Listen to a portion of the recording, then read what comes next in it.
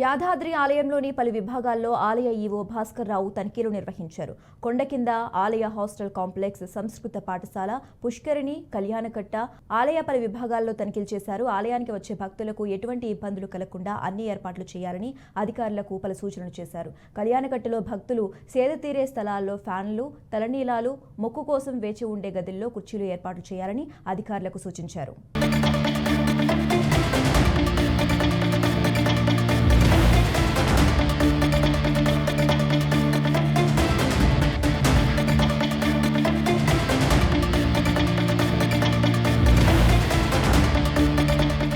మా శానిటేషన్ సిబ్బంది కానివ్వండి, ప్లస్ నేను లోకల్ ఎంక్వైరీ జరిగిన తర్వాత అతని మీద నిఘా పెట్టడం జరిగింది.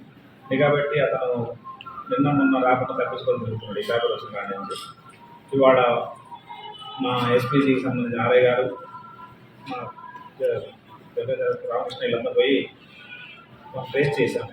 ట్రేస్ చేసి పట్టకొచ్చినాడు. పట్టకొస్తే అతను కన్ఫెషన్ అంటే గత ఇది ఇన్సిడెంట్ జరిగింది 12 రోజుల క్రితము వాళ్ళ వైఫ్ తెచ్చిందని చెప్పాడు. వాళ్ళ వైఫ్ దానికి వస్తే ఎక్కువ జనాలు ఉన్నారు, నేను ఇబ్బంది పడుతున్నానంటే వాళ్ళ వైఫ్ కింద నుంచి పట్టుకొచ్చి ఇస్తే అతను ఆ బాత్రూంలో తాగి ఆ ఫ్లష్ ట్యాంక్లో పెట్టినాను, దాన్ని బయటకు తీసి ఎవరో ఫోటోలు తీశారని మనకి ఇన్ఫర్మేషన్ ఇచ్చాడు.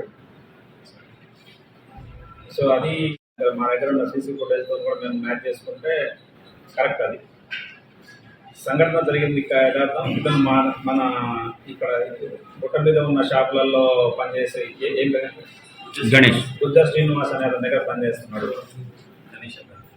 బుద్ధ శ్రీనివాస్ అని అతనితో దగ్గర పనిచేసి గత 10-12 రోజులు నా దగ్గర నేనే మా ఆయన భార్య తీసుకొచ్చి ఇతనికి ఇస్తే ఇతను ఆ బాత్రూంలో దాన్ని టిక్కర్ తీసుకొని ఆ ఫ్లష్ ట్యాంక్లో పెట్టితే బయట తీసి ఫోటో తీశారు. అదే ఇతను మ్యాచ్ అయింది మన దగ్గర. సో ఇన్సిడెంట్ అది. ఫ్యూచర్లో ఎటువంటి జరగకుండా ఉండడం కోసం చెకింగ్స్ చాలా విస్తృతంగా చేస్తాం. అదేవిధంగా బ్రీత్ అనలైజర్స్ తీసుకుంటున్నాం. బ్రీత్ అనలైజర్స్ తీసుకొని బ్రీత్ అనలైజర్స్ తోటి ముందు ఈ షాపుల వాళ్ళతో అందరితో విద్యుత్ పెట్టి ఎవరికి అనుమానం వస్తే వాళ్ళతో బ్రీత్ అనలైజర్స్ తోటి చెక్ చేస్తాం ఇప్పటి నుంచి.